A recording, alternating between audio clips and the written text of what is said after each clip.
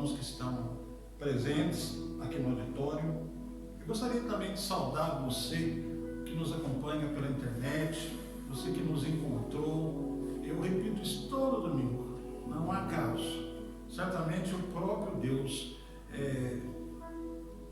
te dirigiu até este momento. E eu gostaria que você abrisse a sua Bíblia no Velho Testamento, no livro de 1 Samuel. Nós vamos fazer a leitura do versículo 44 e 45. Mas espera aí, um pouquinho, versículo 10, antes de lermos o 44 e 45. Repetindo, 1 Samuel, capítulo 17, versículo 10 e 11, e depois 44 e 45. Vamos ler. Olha só o que está escrito. 1 Samuel, capítulo 17, versículo 10. Disse mais o filisteu: hoje desafio os soldados de Israel, dizendo: dai-me um guerreiro para que eu possa lutar com ele. Versículo 11. E ouvindo então Saul e todo o exército de Israel estas palavras do filisteu Golias, espantaram-se e temeram muito. Versículo 45 e 46 do capítulo 17. Disse mais o filisteu agora, se dirigindo a Davi: vem a mim e darei a tua carne às aves do céu e às bestas do campo. Versículo 45. Davi, porém, disse ao filisteu: tu vens a mim com espada e com lança e com escudo, mas eu te digo, porém eu vou em ti em nome do Senhor dos exércitos, o Deus dos exércitos de Israel, a quem tens afrontado. Até aí, oramos. Pai, a tua palavra está aberta nesta manhã, e da mesma forma os nossos corações. Espírito Santo, mais uma vez eu te peço com toda a humildade, que eu diminua e que tu cresças. Oh Pai, eu preciso da sua misericórdia, da sua graça, da sua presença em minha vida para pregar a tua palavra. Por isso, mais uma vez eu te peço, toque nos meus lábios, toca na minha mente, toca no meu coração. Senhor, que com palavras humanas eu não atrapalhe aquilo que o Senhor quer falar nesse dia e nessa manhã. Senhor, que eu seja um aprendiz desse texto também, que ele reavive a minha memória, que ele me traga esperança, assim como para os meus irmãos e aqueles que nos ouvem, e que a tua palavra, que é a semente, possa encontrar nos nossos corações, no meu e no coração daqueles que me ouvem, terra fértil, e que possa germinar em nossos corações nesse dia. Mais uma vez eu te peço, em nome de Jesus, em nome de Jesus. Muito bem, meus queridos irmãos, amigos, ouvintes que nos acompanham pela internet, o texto que nós propomos nesta manhã e queremos analisar juntamente com vocês, fala da triunfante vitória de Davi sobre o gigante Golias, o gigante filisteu. História que está narrada no livro de 1 Samuel, a partir do capítulo 17. É uma história muito conhecida, que nós cristãos, tanto protestantes como católicos, começamos a aprender logo nas escolas bíblicas dominicais, nos primeiros passos da nossa vida cristã. A vitória triunfal de Davi sobre Golias. E neste conjunto de acontecimentos que nós propomos trazer na ministração desta manhã, eu gostaria de analisar juntamente com vocês, passo a passo, alguns detalhes que foram determinantes para que Davi pudesse prevalecer. E por isso então, que se fosse para dar um título a essa mensagem, eu quero dar o seguinte título: Como vencer os gigantes da vida. Muito bem. Quem aí que não tem algum gigante para ser derrubado? Os gigantes estão no caminho da vida de todos nós e precisam ser enfrentados diariamente e vencidos. Pense aí comigo, qual é o seu gigante que precisa ser derrubado, que precisa ser vencido? Os gigantes muitas vezes revelam quem nós somos, se somos covardes ou se somos corajosos. Sempre haverão gigantes em nosso caminho, sejam qual forem esses gigantes, para serem enfrentados, para serem combatidos e portanto, todo dia nós temos que lidar com os gigantes no nosso caminho. Às vezes, o gigante é a economia. Dizem que a economia está em crise, que o país está em crise. Às vezes, o gigante está na esquina. Como vencer esses gigantes? Eles atuam nas mais diversas áreas da nossa vida. E você, meu querido ouvinte, meu querido irmão, só tem um jeito. Só vence os gigantes quando nós fechamos os nossos ouvidos às vozes de pessimismo das pessoas. Não é verdade? E é sobre este tema que eu quero, dentro do tempo que nós temos disponível, de trabalhar e construir com vocês como vencer esses gigantes da nossa vida. Mas vamos então ao texto para a gente analisar o que aconteceu aqui. O povo filisteu, no mundo antigo, no Velho Testamento, sempre foram a pedra no sapato dos israelitas. Esses filisteus eram de uma região chamada Filístia e viviam dentro de Canaã, terra que Deus prometeu aos israelitas. Eles eram pagãos e faziam parte dos territórios que Deus tinha ordenado para que os israelitas destruíssem ou conquistassem, e eles não fizeram. Isso tudo está escrito no livro de Josué, capítulo 13, versículo 1 a 2, que fala de territórios pagãs que existiam dentro de Canaã, terra prometida de Deus para o povo de Israel, e que, por uma razão ou outra, o povo de Deus deveria avançar sobre esses territórios e não o fizeram. Em outras palavras, para você tentar entender, imagina Deus te dá uma terra, Deus te dá um território e te dá uma ordem: olha, dominem sobre tudo e sobre todos. E eles então desobedeceram a Deus e não o fizeram.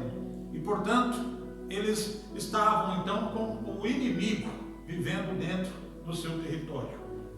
E num dado momento, um desses inimigos se levantam, os filisteus, e se levantam com um guerreiro, com um homem de guerra, de altura fora do comum. Naquele tempo antigo, as batalhas eram vencidas de forma individual, e portanto, eles estão agora com um problema, sendo desafiados por um guerreiro, por um gigante filisteu, que numa luta, num combate normal, prevaleceria certamente contra qualquer homem. Eu aprendo aqui a primeira mensagem desta manhã: se eu tenho um problema, se eu tenho uma situação e estou consciente dessa situação dentro do meu território, dentro do meu domínio, eu devo cortar. Nós devemos cortar certos problemas na raiz do problema, para que, num momento ou outro, nós não venhamos ter que enfrentar esse problema, esse gigante no futuro. Perceberam o raciocínio? Devemos cortar certos problemas na raiz. E o povo judeu não o fez. E agora eles estão com um problema que é o gigante. Quem era Golias? A gente aprendeu nas escolas bíblicas dominical quando a gente era criança, né? Olha só o homem. Quase 2 metros e 50 centímetros de altura. Pensa aqui, quanto é que mede o maior jogador de basquete da NBA hoje em atuação nos Estados Unidos da América? Dá para você imaginar? Golias era fora do padrão de um homem normal. Tinha 2 metros e 50 centímetros de altura. Segundo a Bíblia, a sua armadura e capacete pesava 60 quilos. Sua lança, sua arma de guerra, tinha exatos 3 metros e pesava 7 quilos. Tudo isso está descrito em 1 Samuel 17, 44. E agora, quem era o outro personagem? O Davi. Segundo o texto bíblico, 1 Samuel 16, dever de casa, para você aprender aí na sua casa. Versículo 11, 12 e 13. Olha só as qualificações dele. Era de baixa estatura, o menor dos seus irmãos, e ele então é preterido na escolha da unção, quando Deus diz que na casa de Jessé iria levantar um líder. E aqui em 1 Samuel 16 conta essa história. O profeta chega na casa de Jessé e começa a procurar aquele que Deus iria ungir a rei no lugar de Saul. Então, normalmente, o pai conhece os filhos que tem, e ele começa então fazer uma seleção e começa a trazer aqueles que são verdadeiramente guerreiros e soldados, aqueles que são mais fortes, né?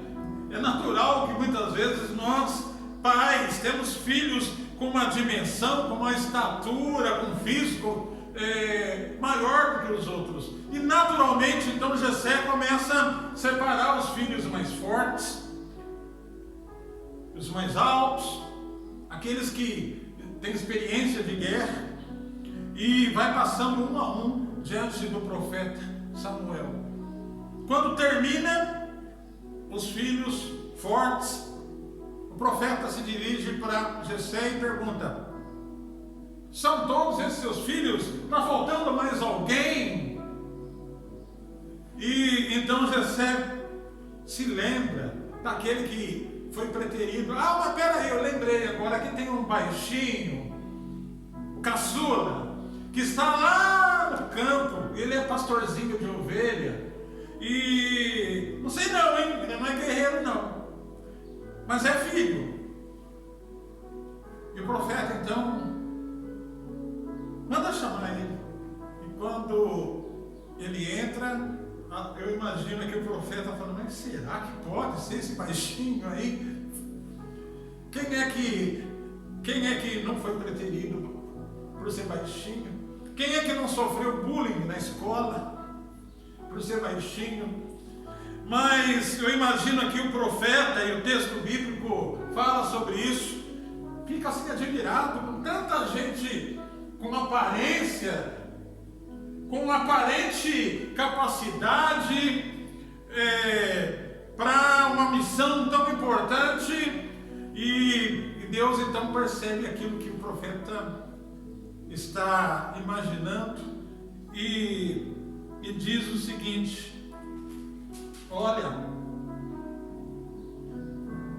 se você que está em casa quer acompanhar a Bíblia, quer aprender um pouco desse texto, 1 Samuel capítulo 16, versículo 7. Deus atenta para aquilo que o profeta Samuel está a pensar, e ele diz o seguinte: porém o Senhor disse, 1 Samuel 16, versículo 7. Porém o Senhor disse a Samuel: olha aqui, não atentes para a sua aparência, nem para a altura da sua estatura, porque o tenho rejeitado. Porque o Senhor não vê como o homem, pois o homem vê diante dos olhos a sua aparência e a sua formosura. Porém eu, o Senhor, olho para o coração. E eu não tenho como não dirigir para você, meu querido ouvinte, você que tem sido discriminado dentro da sua casa, no seu ciclo de amizades, você que é motivo de zombaria, de bullying na universidade, na escola, sabe, por causa talvez de uma deficiência física, talvez por causa da sua baixa estatura, talvez porque dizem que você não tem inteligência suficiente para acompanhar a turma. Você que é discriminado na sua igreja, você que não tem valor, você que desde pequeno, dentro da sua própria casa, foi apontado como aquele que não sabe nada, aquele que não tem capacidade, em detrimento dos outros. Em nome de Jesus, eu trago aqui uma palavra de esperança para você. Você tem valor, você é precioso, você é muito importante para Deus. Ele quer usar a sua vida. Você é inteligente, você tem sabedoria, você é muito importante. Que hoje se cale essa palavra de derrota, de humilhação que você tem recebido. Lembre-se, e aqui está o exemplo: os homens podem olhar o físico, os homens podem olhar a aparência, os homens podem olhar a capacidade intelectual, mas nós aprendemos aqui esta verdade: Deus não olha como os homens, Ele sonda os corações. Não importa se disseram que você é pecador, que você é o pior dos piores, há uma esperança para a sua vida. E eu quero trazer essa novidade para você, meu querido. Ah, como você é precioso. Se você soubesse toda esta situação Davi viveu, mas foi ele que foi escolhido. Então Deus disse ao profeta: unge, este é meu escolhido.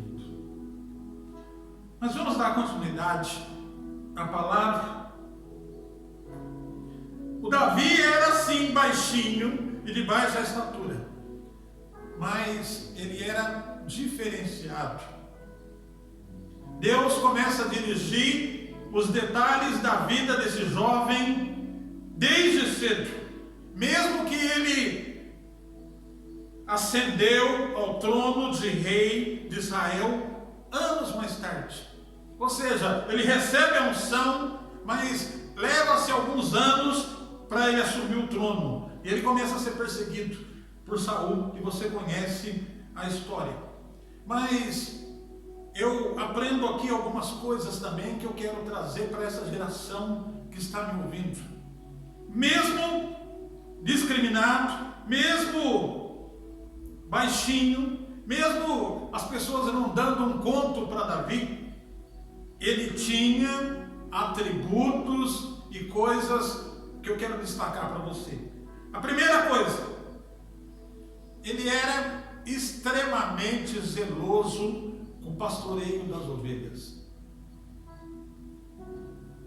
Ele era bom naquilo que fazia, competente, responsável, e ele era tão apegado, ele dava tanta importância àquilo que fazia. E você pode estudar a vida de Davi, que por 2 vezes seguidas, 2 feras do campo, um leão e um urso, ao tentar atacar as ovelhas do seu rebanho, diz que ele, extremamente ungido por Deus, ele ataca esses 2 animais e os mata. Ou seja, imagine você, um baixinho matando um urso e um gigante para proteger as ovelhas. Animais também. Ou seja, ele era extremamente zeloso, responsável com as ovelhas que ele cuidava. A outra coisa que ele fazia, ele gostava muito de tocar harpa. Ele era como se fosse um levita. E ele tocava muito bem um instrumento. Olha aqui, você que é músico, faça o melhor, seja bom naquilo que você faz. Está aqui uma palavra para os jovens: seja bom naquilo que você faz, seja extremamente zeloso, faça com capricho.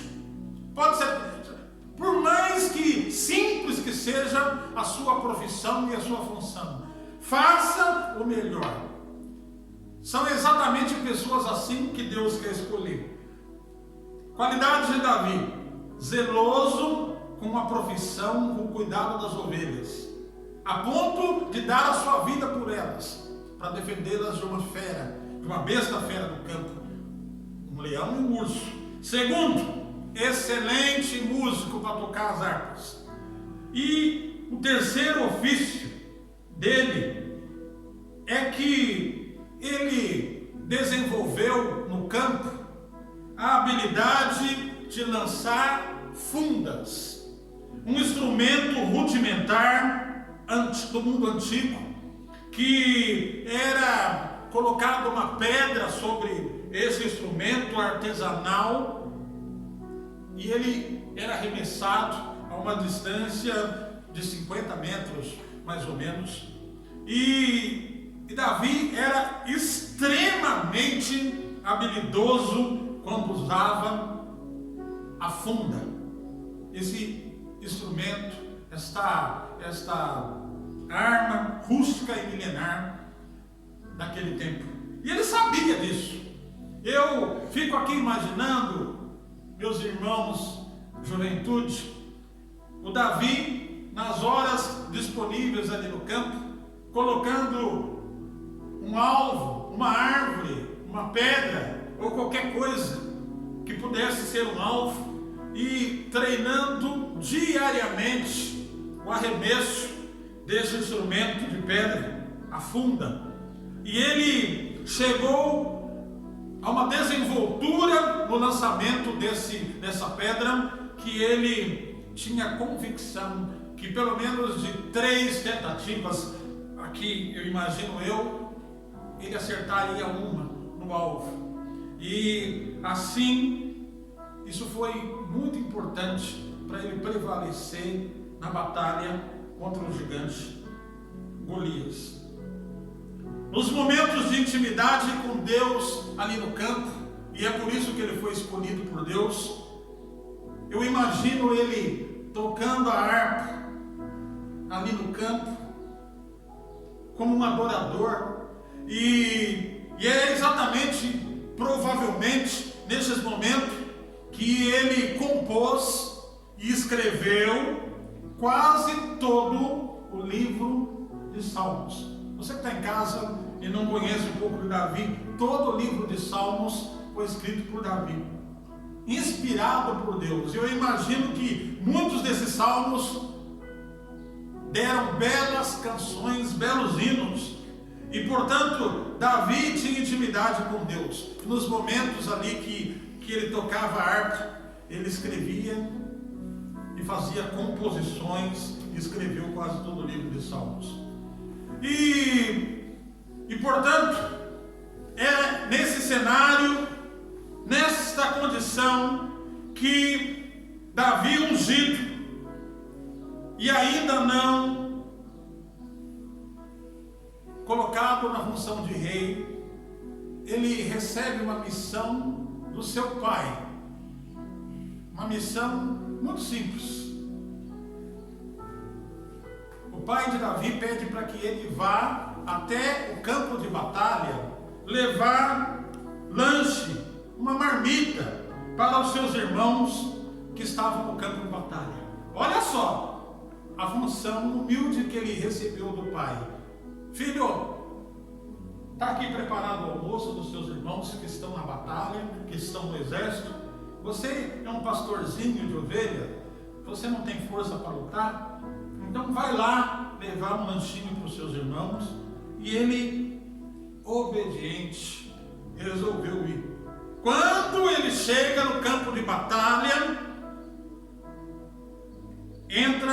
ele encontra o gigante Golias desafiando os hebreus, os israelitas. E ele, quando ele vê aquilo, ele que já defendeu ovelhas, ele vê o povo dele sendo afrontado pelo inimigo, ele fica muito bravo, fica muito irado, e ele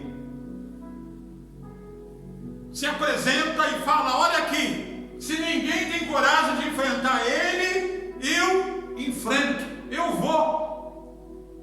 E ele então começa a ser censurado pelos seus irmãos, principalmente o mais velho, chamado Eliabe, que falou, trazendo isso para as minhas palavras: ô moleque, será que você está ficando maluco?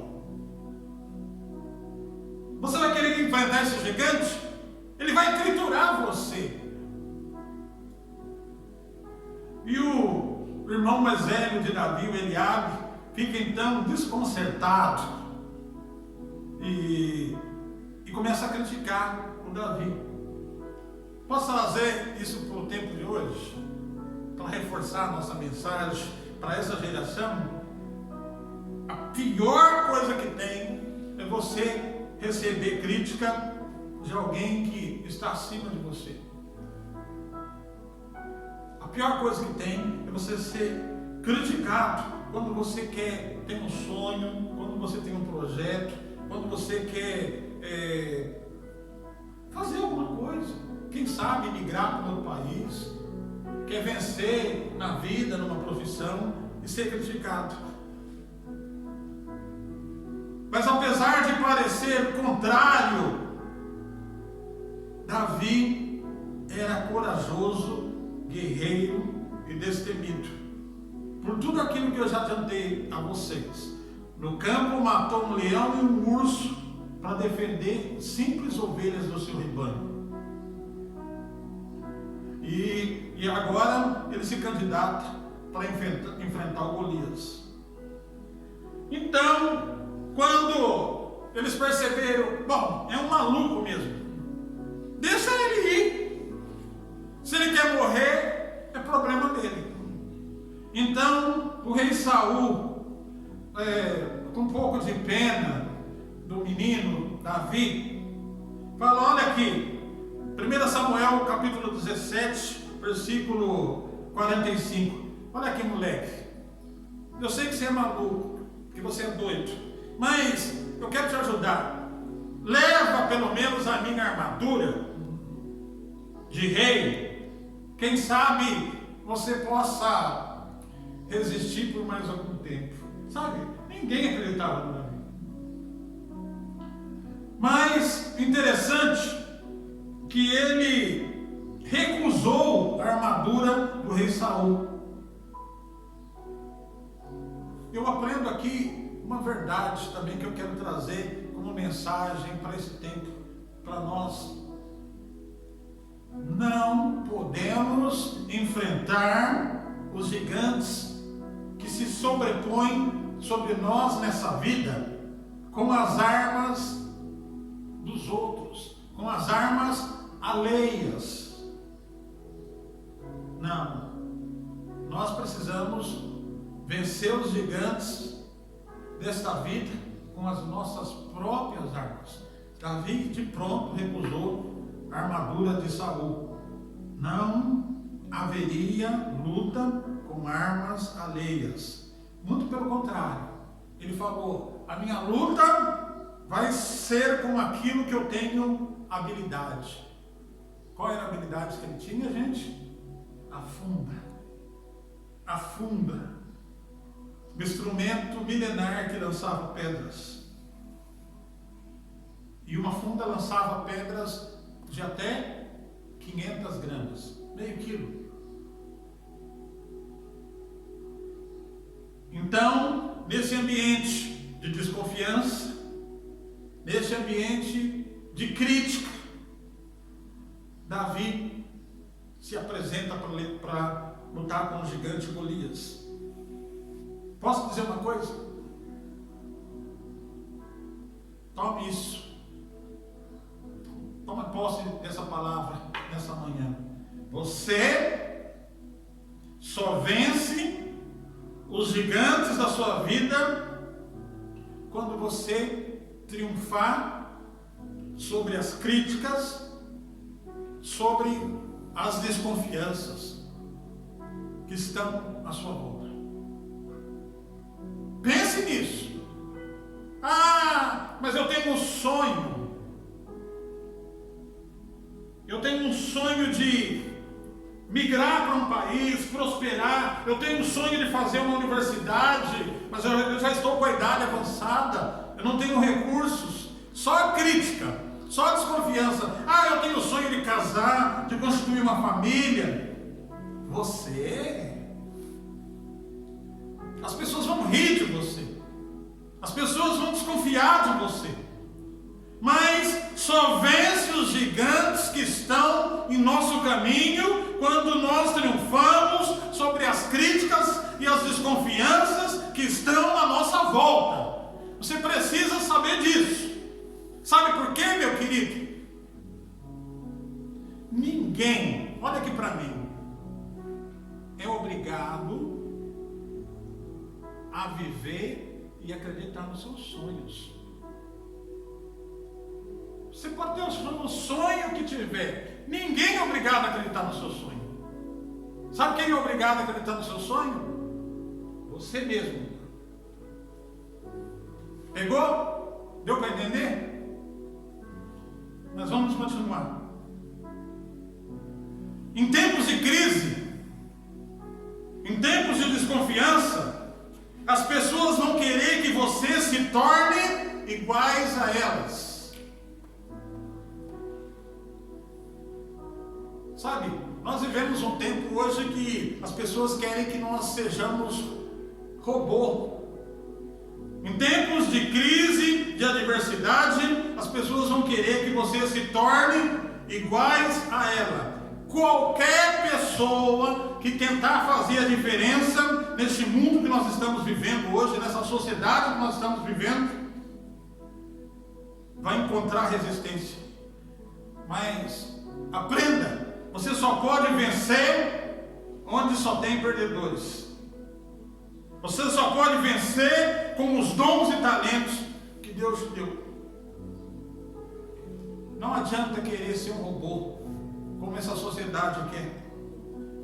Não adianta se tornar iguais às pessoas. Tudo que essa sociedade quer é robô. Qualquer pessoa que entrar com uma opinião contrária, com qualquer pessoa que criar uma divergência, literalmente é excluído.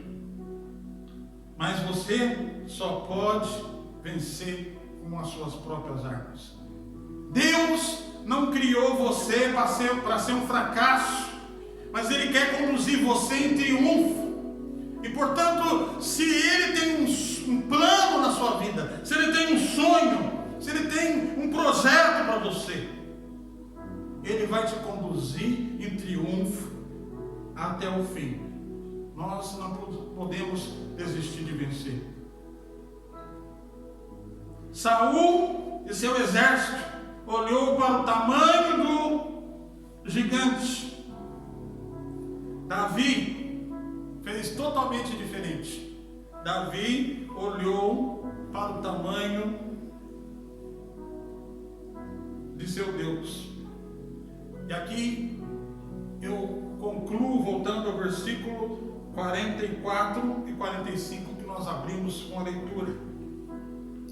Saul e o exército israelita olhou para o tamanho do gigante. Davi não.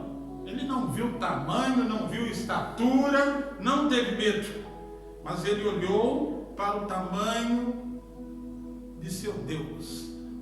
Qual é o tamanho do seu gigante? Fazendo uma analogia de gigante, o gigante pode ser qualquer problema que você está enfrentando nesse tempo presente. Qual é o seu gigante? Qual é o tamanho dele? É financeiro? É uma doença incurável?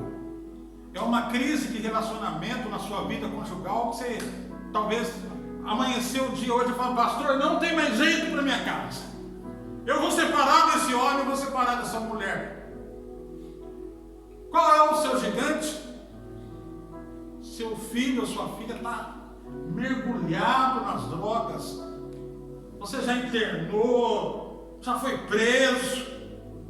E você fala: olha, pastor, eu já orei. Eu só espero receber a notícia que eu não queria receber. Qual é o tamanho do seu gigante? Eu aprendo aqui que Davi não olhou para o gigante, nem para o tamanho do problema, mas ele olhou para o seu Deus. E tanto que no versículo 45, para encerrar, ele aponta para o gigante filisteu e diz o seguinte: olha aqui, Golias, você vem em mim com espada, com lança, confiante que vai prevalecer, e até mesmo com escudo, mas eu vou contra ti em nome do Senhor dos exércitos, aleluias, aquele que tens afrontado. Oh, aleluias. Não olhe para o tamanho do gigante, meu querido, minha querida. Olhe para o tamanho do teu Deus. Amém? Tome posse disso. Mas deixa eu também te dizer uma coisa. Você talvez já venceu gigantes em alguma área da sua vida. Mas se prepare. Outros gigantes poderão também surgir e virão. A luta sempre vai continuar. Mas não se intimide. Deus sempre estará contigo. Basta você acreditar. Não olhe para o tamanho. Outros gigantes virão, mas Deus certamente estará contigo. E para concluir, eu quero lhe fazer uma pergunta antes de nós orarmos. Pensa aí, feche seus olhos. Vamos ficar de pé, igreja que está presente. Você que está em casa, eu queria fazer uma pergunta para concluir. Qual, pensa aí, é o gigante que você vai enfrentar essa semana? Quem sabe uma causa na justiça? Quem sabe uma entrevista de emprego? Sabe aquela empresa que toda a gente fala que é impossível, é difícil entrar lá? Qual é o gigante que você vai enfrentar essa semana? Eu não sei, Mas eu só quero te dizer uma palavra de esperança em nome de Jesus. Vai nesta força. Acredite. Renove as suas forças. E vai nessa luta dizendo: gigante da minha vida, desafio que eu tenho para esses dias. Você vem em mim com espada, com lança e com escudo. Pode ser impossível. Porém, eu vou contra ti em nome do Senhor dos Exércitos. Oh, aleluias! Oh, aleluias! Oh, glória a Deus! Oh, aleluias!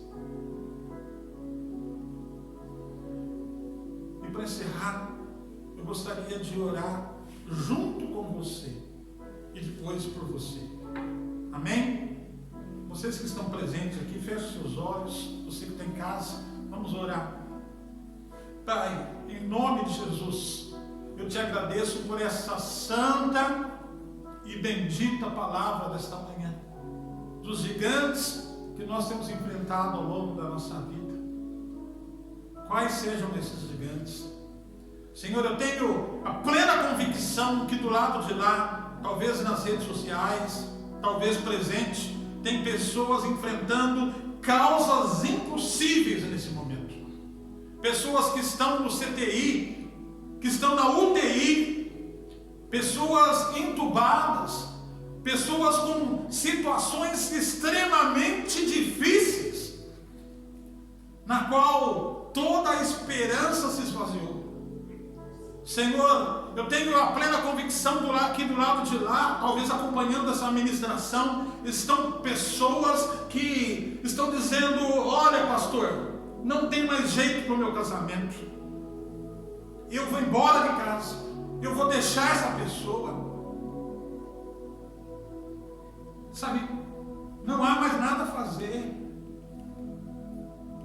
Seja lá qual for o problema, o gigante que você está enfrentando, meu querido, minha querida, em nome de Jesus, eu repreendo agora, pelo poder que há no nome de Jesus, não no poder do pastor Renato, mas em nome de Jesus, eu declaro uma palavra de libertação sobre a sua vida. Satanás, tu não tens autoridade sobre essa vida. Começa a bater em retirada agora em nome de Jesus. Sai em nome de Jesus dessa vida. Sai dessa casa todo espírito de morte. Eu declaro: sai em nome de Jesus. Deus está me mostrando aqui que tem casal pegando faca para matar o outro, se agredindo dentro de casa. Pelo poder que há no nome de Jesus, eu declaro: Satanás, tu não tem autoridade sobre essa casa e sobre essa família. Declaro restauração sobre essa família, sobre essa casa. Os filhos não são obrigados a ver, Senhor, essa luta desse casal.